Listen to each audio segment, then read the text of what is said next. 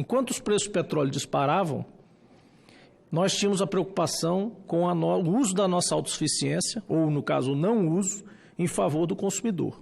O consumidor veio sofrendo, pagando o preço em dólar reajustado em tempo real para agradar, digamos, quem importa gasolina, quem importa combustível. A Petrobras, por uma opção dela, talvez advinda do governo ou não, até agora não se sabe bem, mas reforçada por um certo acordo com o CAD, deixando refinarias a meia bomba, como a gente diz, a 60% da capacidade, inclusive as nossas do Nordeste, para propiciar espaço à concorrência, dita saudável, mas feita em detrimento de abertura de mercado da empresa nacional Petrobras, que eu considero um erro. Eu acho que tem que vir concorrente, tem, mas tem que vir concorrente para concorrer com a Petrobras e deixar ela operar. Amarrá-la para deixar entrar a concorrência é covardia, beira a má gestão. Quando um CEO de uma empresa diz em público: estou deliberadamente fechando ou deixando unidades da minha empresa funcionar a meia bomba porque eu gosto da concorrência e acho ela saudável, não tenho medo dela, eu não vejo nenhum CEO de empresa realmente competitiva no mercado dizer isso, sem ser demitido na hora. E isso é o que a gestão da Petrobras, por vezes, afirmou. Estou fazendo isso. Se é uma política de Estado, vamos reconhecer, então, que é uma política de Estado. Vamos dizer, olha, o governo mandou eu fazer isso, eu sou uma empresa estatal, o governo quer abrir o mercado para novos players, quer que entre produto importado, quer que o povo pague em dólar a tempo real, porque quer deixar esses agentes novos entrarem no mercado, quebrar a hegemonia da Petrobras, não um monopólio. Veja, porque desde 97 não existe monopólio de petróleo mais. Então é uma política de governo, mas o governo fica num dilema. Ou ele reconhece que está, de fato, interferindo na gestão da Petrobras, mas tem que ter coragem para fazer isso, para falar isso. Só que não, nenhum diz nada disso. Um diz que não interfere na Petrobras e o outro diz que está deixando refinarias deliberadamente desligadas ou a meia bomba para entrar a concorrência. Então, ou esse cara é um má gestor, ou o governo está mandando ele fazer. Então, quando nós estávamos com preço extremamente alto, tínhamos o problema do povo estar pagando mais do que deveria pelo combustível num país autossuficiente em petróleo. Agora é o contrário. O preço mergulhou. A preocupação agora é com a Petrobras. A Petrobras perde valor de mercado, etc., etc. Por quê? O mercado detecta que a Petrobras vendeu os pés dela no mercado. O que são os pés de uma empresa integrada num mercado? Uma empresa verticalizada, que é o sonho de consumo de qualquer empresa de petróleo. Qualquer empresa de petróleo que nasce tem como sonho de consumo ser uma empresa verticalizada e integrada, ou seja, atuar desde o poço ao posto, desde o poço ao, se possível, até o poste de luz. Então, não ser integrado, fazer o que este governo fez desde o início, e acho que isso foi feito deliberadamente, até com uma intenção de seguir uma determinada cartilha econômica, mas sem as devidas ressalvas e cuidados devidos em relação a quebrar essa empresa em pedaços, vendeu a BR. Vendeu a BR são os postos, para quem não acompanha tão de perto, a BR distribuidora, esses postos que tem a letra BR, verdes e amarelos que a gente vê aí, eram integralmente da Petrobras. Depois passaram a ter, em parceria com alguns investidores, participação privada, mas ainda com controle da empresa Petrobras Mãe, Petrobras Holding. BR Distribuidor hoje não é mais da Petrobras, ela não controla mais. Quem olha para a Petrobras como empresa integrada diz, puxa, ela já perdeu os pés. A proposta que vem a seguir é vender refinarias.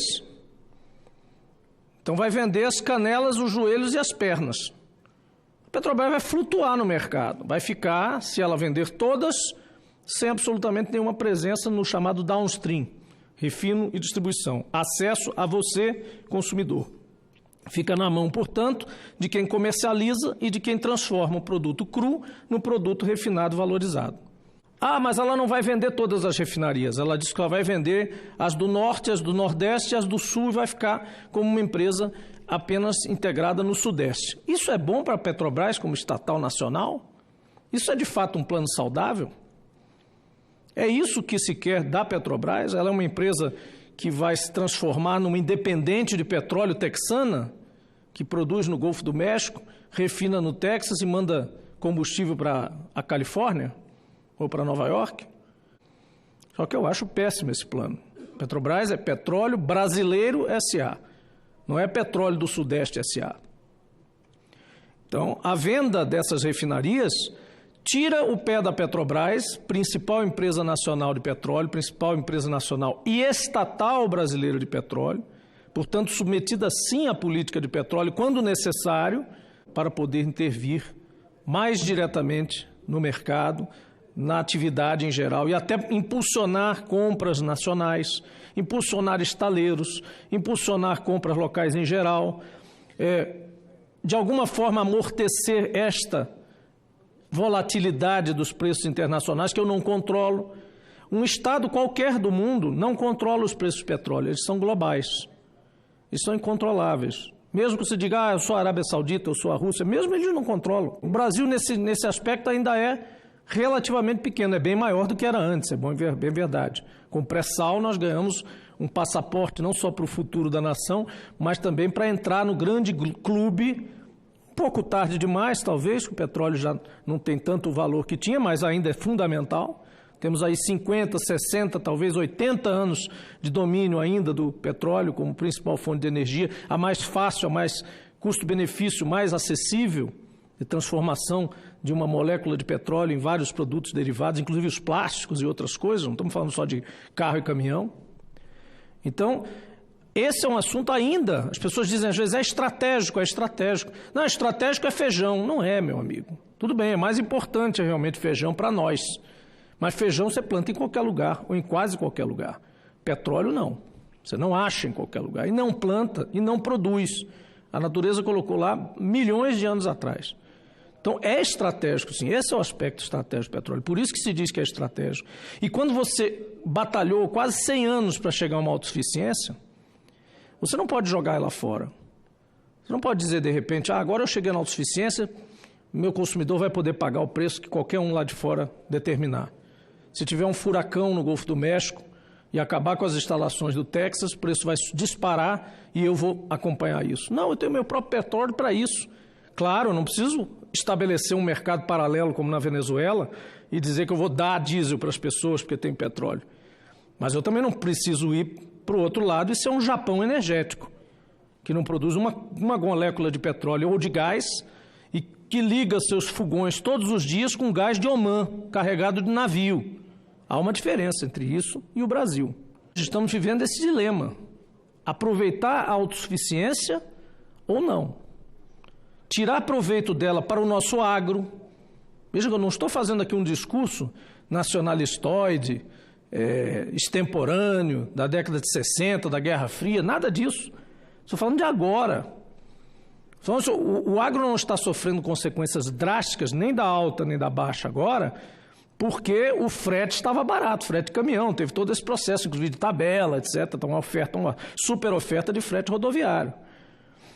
E isso está, inclusive, afetando esse próprio setor. Mas a política de preços atuais, de preços dolarizados, equalizados a preços internacionais, de países que têm que importar seus petróleos, não cabe para o Brasil porque ela afeta a nossa competitividade. O produto do agro, o produto de qualquer outra agricultura familiar, o nosso dia a dia, o tal do Uber, com a uberização toda, o transporte público, tudo é afetado por isso. E para que a gente, então, brigou tanto e todas as matizes políticas perseguiram esse objetivo, de Getúlio, passando pelo tempo dos militares, a redemocratização, Sarney, Collor, Itamar, Lula, Dilma, todos, Fernando Henrique, conquistando a autossuficiência, primeiro ponto, em 2006, depois em função do crescimento econômico brasileiro, bons tempos, deixando para trás um pouquinho a autossuficiência e voltando a ela em 2012, de que valeu perseguir isso com tantas vidas dedicadas, tantas lutas, tanto trabalho do dia a dia, tanta abnegação, às vezes até pagando, sim, por uma plataforma um pouco mais cara do que em Singapura ou na Coreia, mas quantos empregos gerados aqui, quanta escala ganhou essa indústria que agora foi totalmente destruída. Eu tenho tudo a favor de combate à corrupção. Tem-se muito que aprender a partir da Lava Jato, não só para o bem como para o mal, e como evitar quebradeira de empresas, por exemplo, investigadas. Empresas culpadas devem ser destruídas? Empresas não são pessoas. As pessoas, sim, mas as empresas e as pessoas que estão agarradas com aquilo, o engenheiro da Odebrecht, da Camargo Correia, dessas empresas, dos estaleiros que estavam acoplados com toda essa cadeia produtiva do petróleo, a economia do Rio de Janeiro, será que ela tem que pagar pelos malfeitos lá dos governadores, do mau uso dos royalties, do mau uso do dinheiro público dali? Tudo isso aconteceu. Boa parte da crise que está acontecendo agora vem disso aí. Preciso ter essa chance, né, de debater isso. Como eu gostaria de debater agora, com cada senador e cada senadora, quais seriam as consequências da venda das refinarias das suas regiões. Qual é a consequência de vender a Reman em Manaus? Ah, mas ela está sem investimento faz tempo, ela está deteriorada. Muito bem, se vender, a maior parte dos especialistas, inclusive eu, que fui especialista dessa área há muito tempo, assevera que ela será transformada num terminal apenas para usar os tanques e vai ser fechada. Não vale a pena investir nela, ela vai ser um mero repassador de produto importado para toda a Amazônia. Bahia, Reneste, refinaria recente, nova, e é uma refinaria de primeiro mundo. Vão vender? Por que esse pessoal que quer investir em refino no Brasil não faz suas refinarias? Quem quer comprar feita da Petrobras. O investimento ao refino, meus amigos, minhas amigas, está aberto desde 97.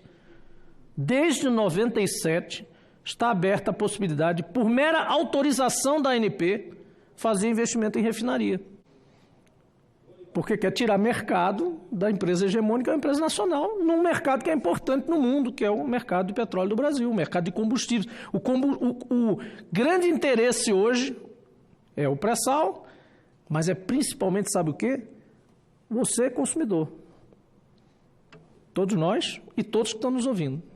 Esse é o grande tesouro do Brasil hoje no petróleo. Consumidor. E é por isso que a venda da BR foi bem aceita. Aí, mas vai entrar dinheiro para o Paulo Guedes, para o Brasil, para a gente gerenciar. Foi bom que deu lucro para a Petrobras. Deu um lucro. Mas deu lucro porque vendeu um ativo super valioso. Né? Rodar agora que vamos ver o modelo. Agora tem que botar outra coisa para vender. Vamos botar mais coisa para vender, para dar lucro de novo. Para dar lucro assim, vendendo sua casa, até eu faço. É só vender tudo. Isso não é lucro.